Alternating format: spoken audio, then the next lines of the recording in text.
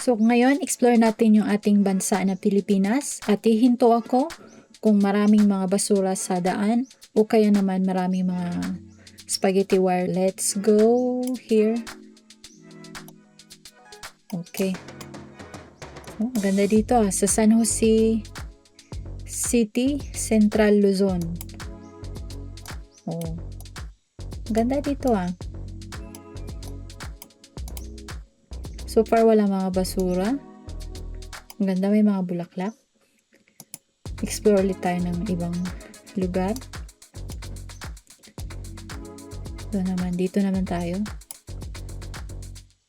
Okay. Ayan, ito talaga problema ng Pilipinas, Marami mga spaghetti wire. Yung parang hindi talaga mabigyan ng pansin itong mga kable ng kuryente kung paano nila bigyan ng solusyon para hindi masyadong kalat yung ating mga sa taas. Okay, pero hindi siya worse na worse. Okay? Hanap ulit tayo. Ito naman banda dito sa may south. Angeles, Central Luzon. Okay. Never pa ako nakapunta dito.